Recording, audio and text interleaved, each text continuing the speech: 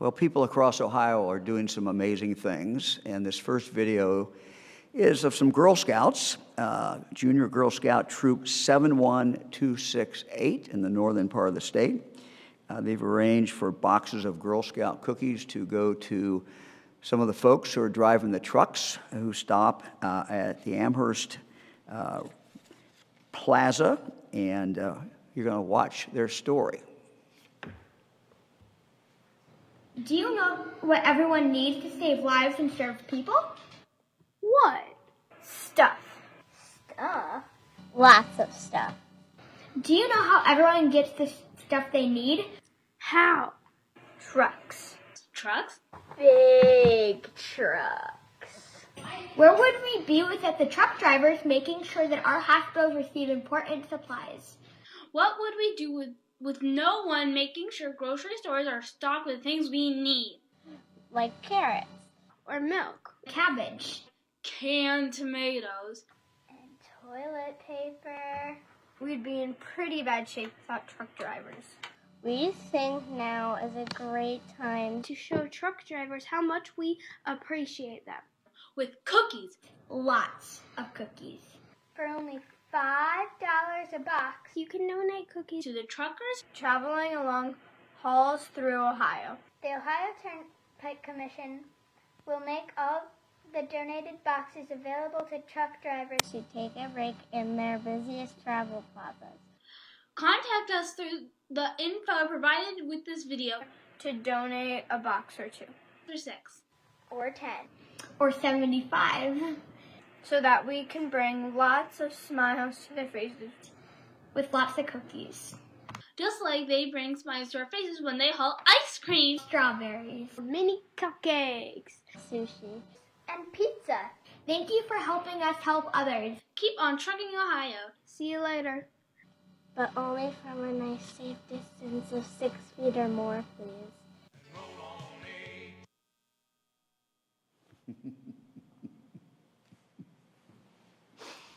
Very cute. A good thing to do, a good deed. This is World Autism Day, and so I have a blue tie on here to recognize our fellow Ohioans with autism. And so just a shout out to all of you out there who might be watching and their families. We wish you all the best. We're all in this together, and we appreciate you very much.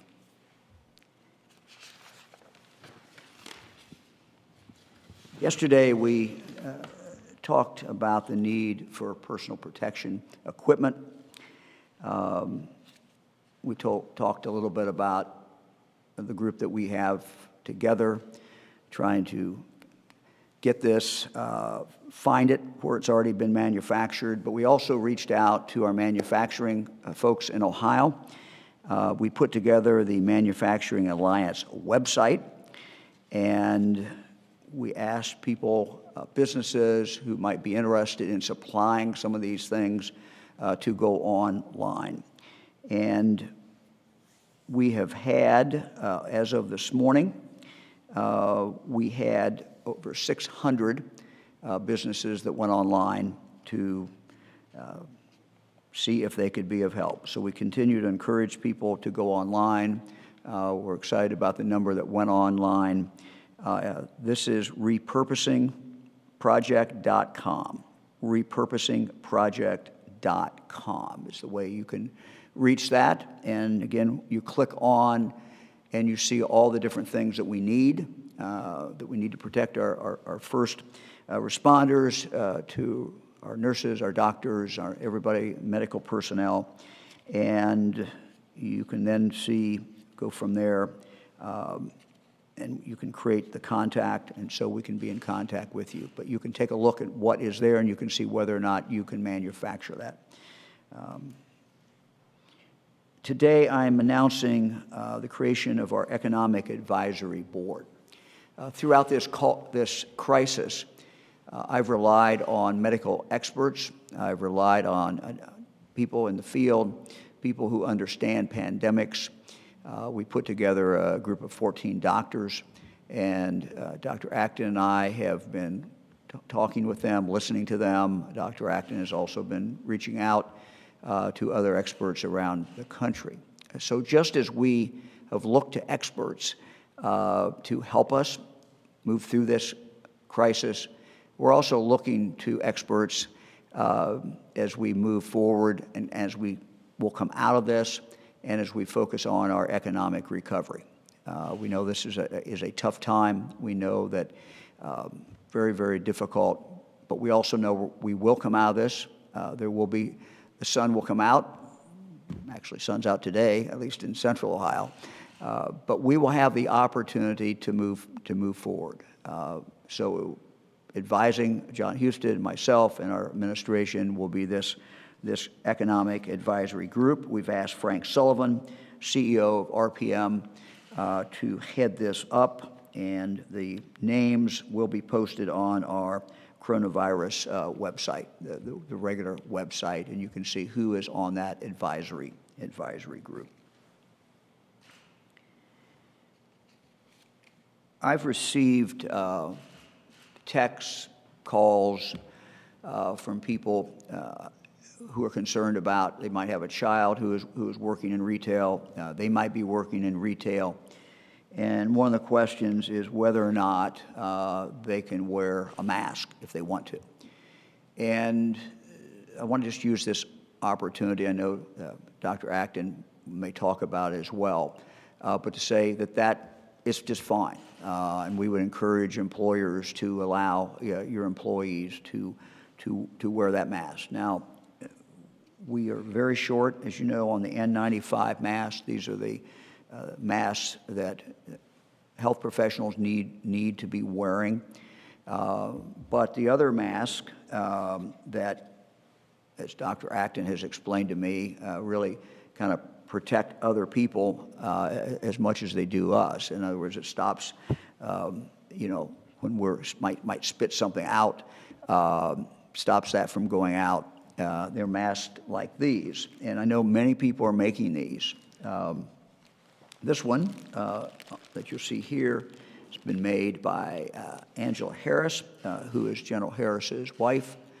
Fran gave me these two this morning that she has made. And I know a lot of people, I'm sure people watching out there are making these.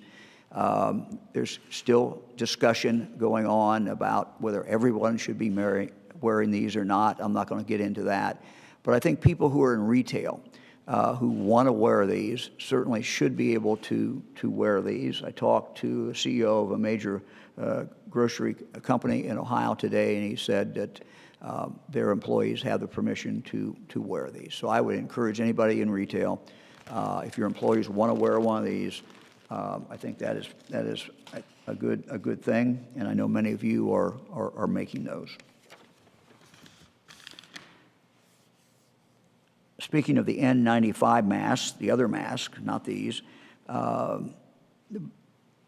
as I shared with all of you over the weekend and then Monday as well, we had great success in getting approval for Battelle to sterilize these. They have the ability to sterilize 160,000 of these a day, the other mask. So I would just say to all our hospitals in Ohio, this is a great opportunity. Please contact Battelle. You can reuse these. This is going to expand our capacity to be able to protect our hospital employees, our medical folks, and this is a great opportunity. They have the capacity. They have room for you. Please contact them. And so this is something that each hospital we would encourage you to do. I want to really talk directly to all Ohioans. First of all, to say thank you. Thank you for what you have been doing. Thank you for the sacrifices that you've been making. You're making financial sacrifices. You're making personal sacrifices. Your life has changed. You're making family sacrifices. You're not getting to see kids, grandkids. Fran and I have the same experience. We cannot see our grandkids now. told you we do walk over to our daughter Alice's house and with her 4 children, and we get back a ways, and we do talk at a distance with them, and then sometimes just go and look in the window and wave to them. But this is different, and it's not particularly easy for anyone. I know many of you are now unemployed. I know many of you who run small businesses are worried about that small business. Are you going to be able to get it started back up? And I fully understand that. But we have to stay in this. We cannot let what we've accomplished, and we have accomplished a lot. We are in a decent position, a lot better than we would have been. What you have done is saved a number of lives, but we are still in this. This is not over with yet. We don't know when we're going to hit the peak. Dr. Acton has consistently advised me that somewhere between April 15th and May 15th. She can talk a little bit about that, what specific date it is that she thinks, but again, this changes based upon the information that we have, based upon what experts as they model this. But we know that the peak is coming. We know that the surge is coming. And so what you have been doing is saving lives, but what you have been doing also is protecting the first responders, protecting our hospital personnel, our doctors, our nurses, everyone who is caring and will be caring in the future for someone who has the coronavirus. We've all seen what I would describe as the horror stories on TV every night coming out of New York. We've seen it coming out of Italy. We've seen it from other places as well. And so what you're doing is buying time for our healthcare system to get the equipment it needs, to build out the hospital space, and to do the things necessary so that we are not overrun and that we don't see what we're seeing on TV, which is hospital personnel who are just in a horrible, horrible, horrible situation. We still don't know if we can avoid that, candidly.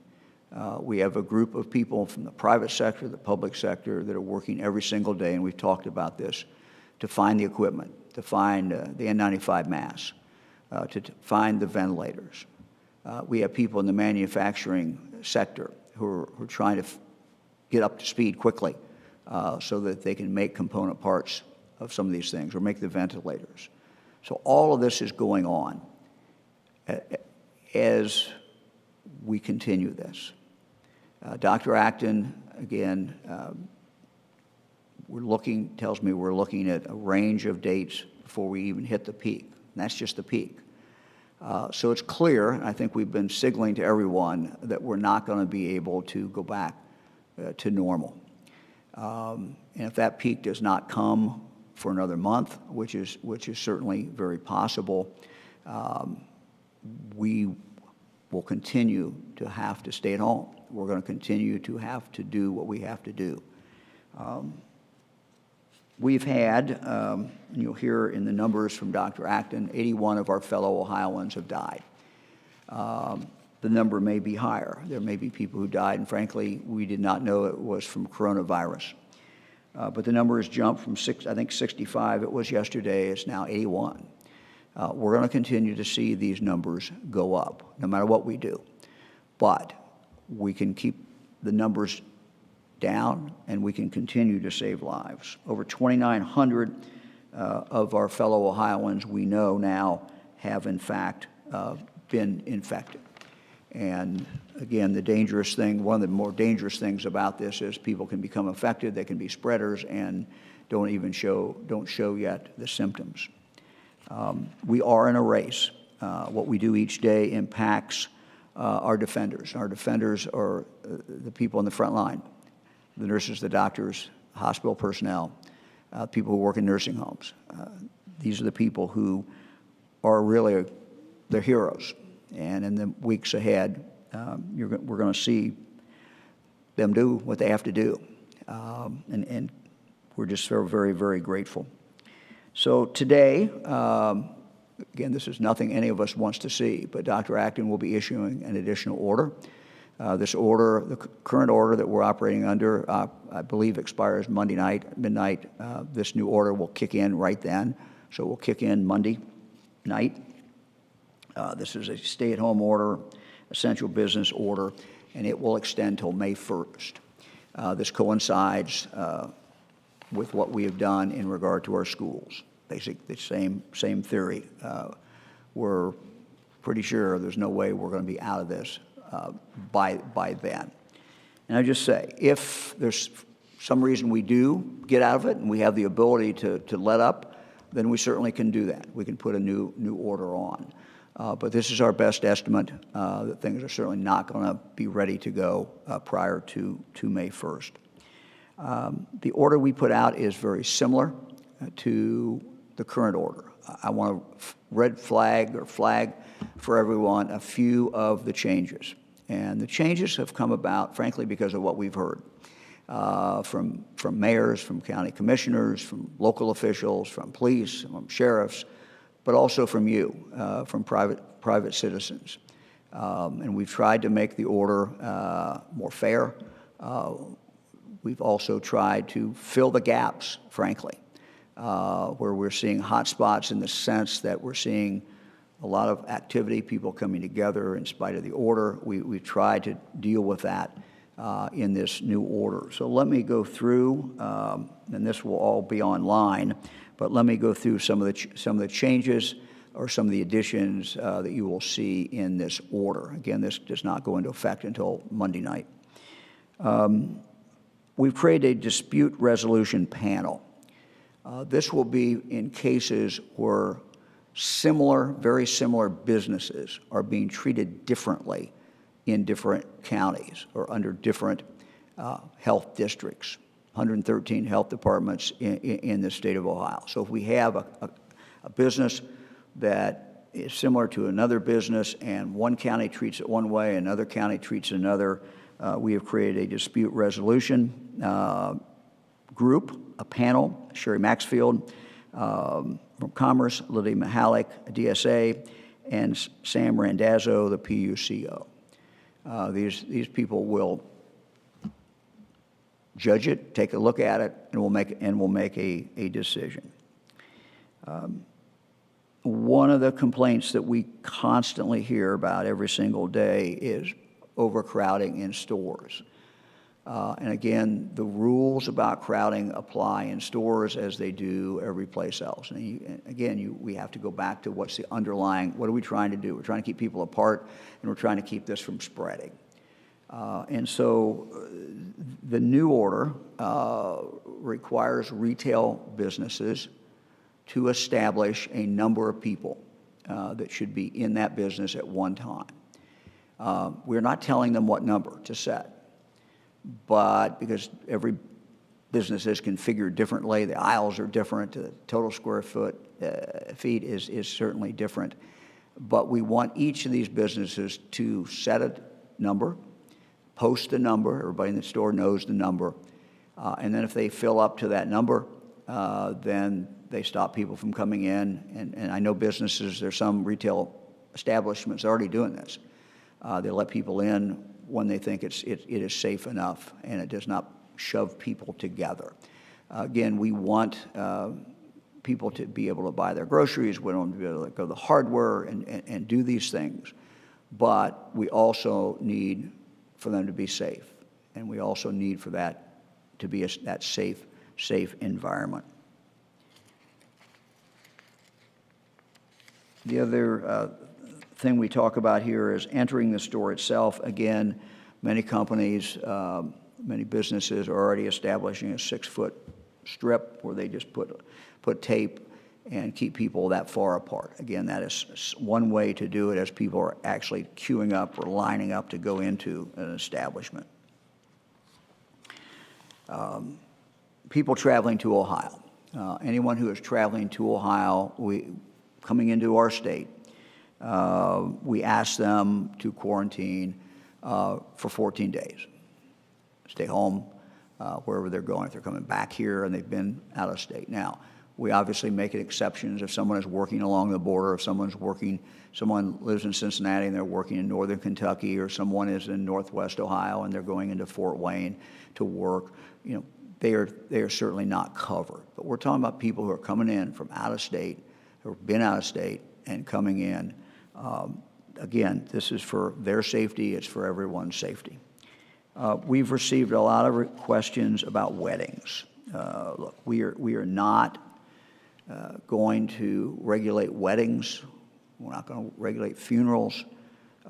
We just leave it up to people's good judgment. And what I have seen, people are using good judgment. The one complaint we've had is that there are some people who are going ahead and having the full-blown reception. So we're not going to in any way interfere with the wedding itself, but the reception has to follow the same rules, not more than 10 people coming together. And just because it's associated with a wedding does not mean it's accepted out from that requirement. We're into a different time of year. Campgrounds are closed. There's a few exceptions, but basically closed. Our swimming pools are closed unless it's a single-family residence, since their own pool right there. Day camps, residential camps, obviously, will be closed. We had a question about garden centers. Garden centers are not closed. Garden centers will follow the same rules as any other retail business. Organized sports, again, adult organized sports, youth organized sports, those are going to be, are in fact prohibited. Again, it goes back to people coming together. We've just got to keep the separation. We've received questions about fishing. People can fish. Most fishermen don't want to get close to somebody else. I've fished all my life, and people, I think, generally try to stay away from other people when they're fishing. But there again, they would be subject to the same rules. Stay far apart. I talked to Mary Mertz, who heads up the Ohio Department of Natural Resources, last night. The parks are open. We are not closing state parks. But if the director feels and her people feel that we have a state park that has too many people in it, or that we have a state park that is configured in such a way with the trails that what they're seeing out there is people are coming in contact with each other or getting very close to each other and they really can't be separated, then the director certainly has the option to take whatever action she needs to take in regard to that. We all need to get out. We all want places to go, so we don't want to close our state parks. But again, she always has the right, as she always has, to take whatever action she needs. And in this case, to take whatever action is needed to enforce the director's order about that. Let me again thank everybody who's enforcing this order. Look, this is not easy. I understand. If you're a sheriff's deputy or if you're police, if you're mayor, nobody wants to harass their fellow citizens. And I think that what I have seen from law enforcement, what I've seen from local health departments is they're trying their best. They're trying to deal with if there's a hot spot where there's a problem. They try to tell people, you can't do this. If there's a business that should not be open, they're dealing with that. But these are difficult jobs for them, and I just thank you all for doing that. And again, to all of you, I thank you for what you're doing. We are in this together. This is not easy for any of us. Certainly not easy for people of Ohio dealing with this every single day, particularly the people who've lost a job, particularly the people who have a small business and are worried about that small business. But the action we're taking today is action that I know will save lives. We look forward to the day when we can be back open and enjoy the great outdoors and enjoy our life and go see our friends again and go see our family again. Lieutenant Governor. And I do want to drill down a little bit into the stay-at-home order and emphasize a couple of other things that I know I've had questions about.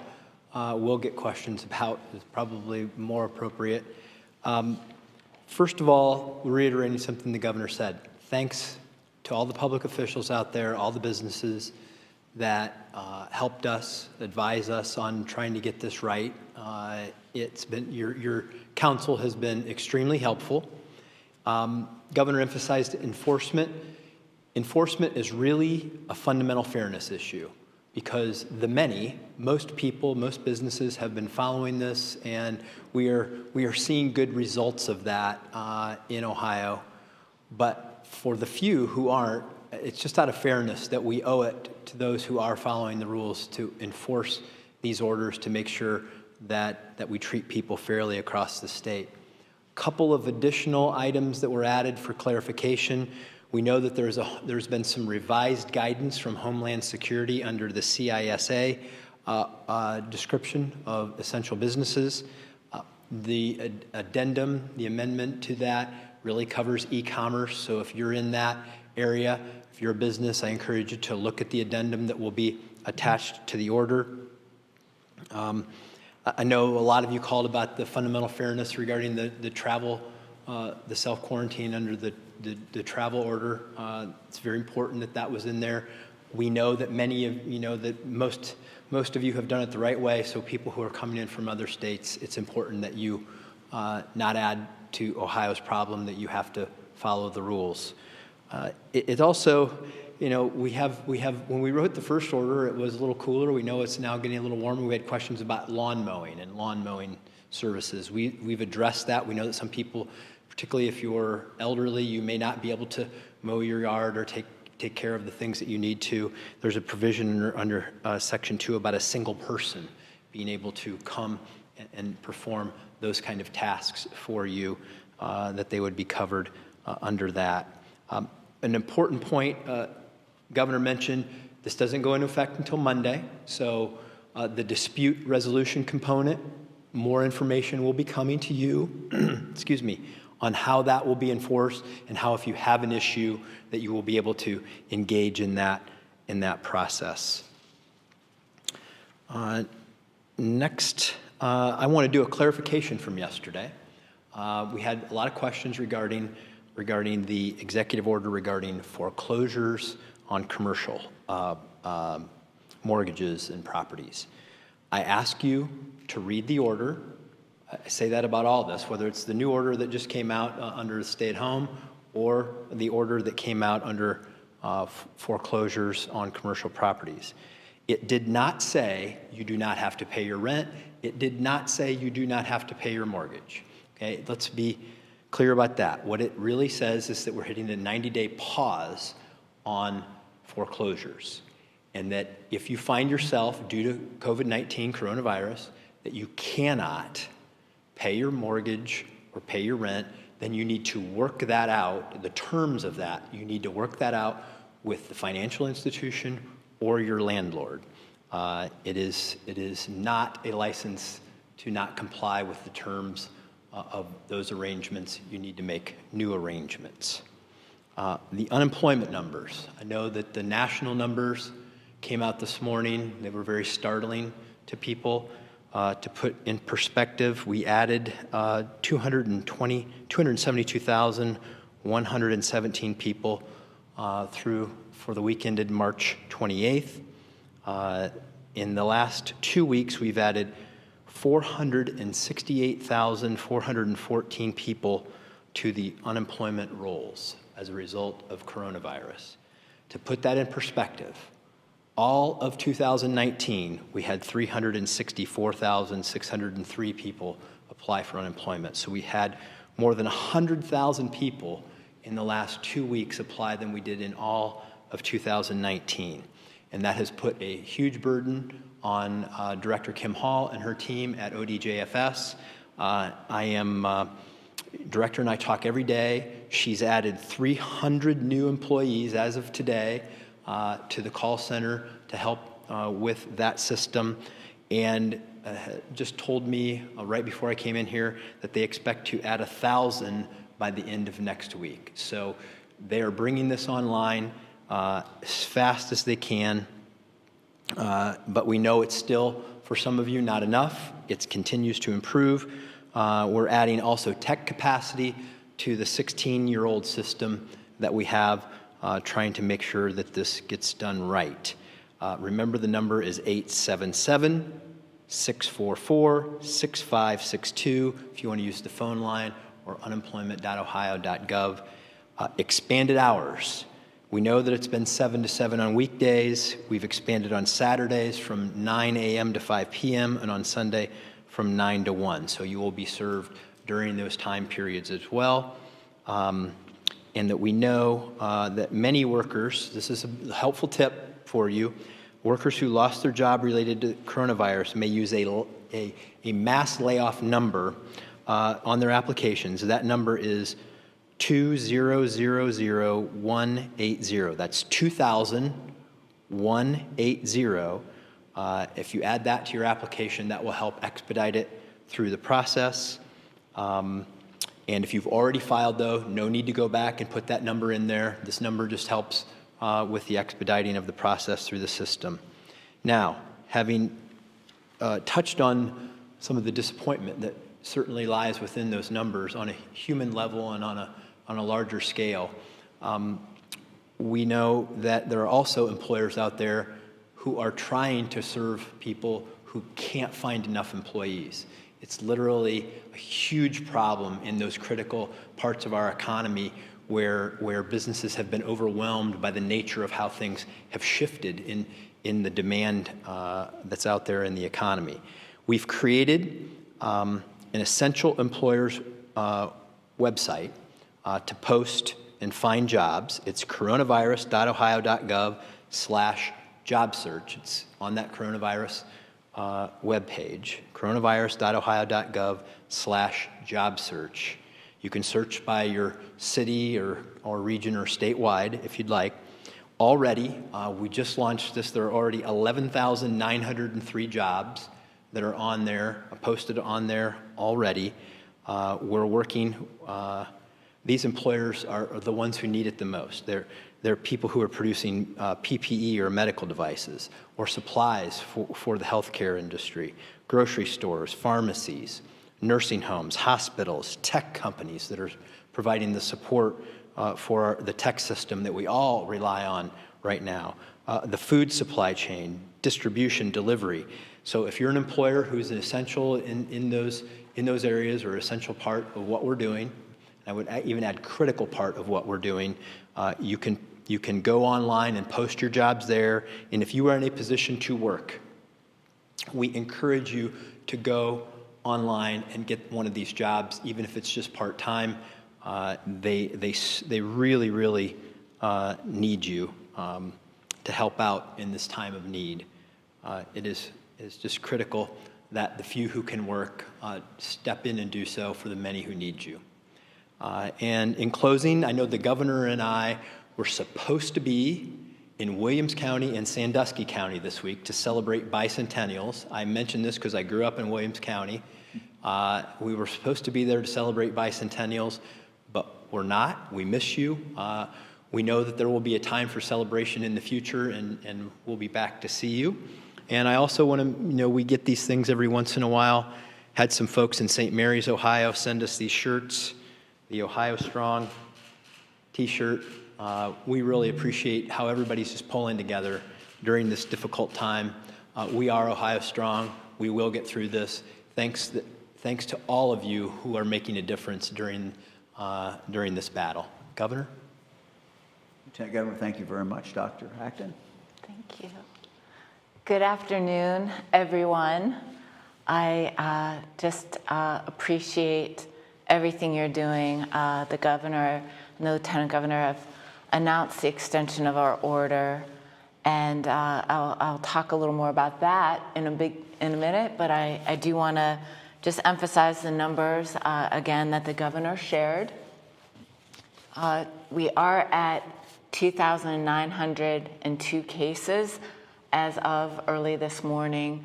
And the number that's still striking me is, of course, we're testing our sickest, but hospitalizations are 28% of those cases right now. And of those, of all the cases, 9% of those, in addition, are in the ICU at this point. 75 of our counties have at least one person who has tested positive, and many by this point. And unfortunately, we have reached 81 deaths in Ohio, and our sincerest condolences to everyone out there. We know that these aren't just numbers, these are the people we love and care about. And so we say that with sadness when we share that number.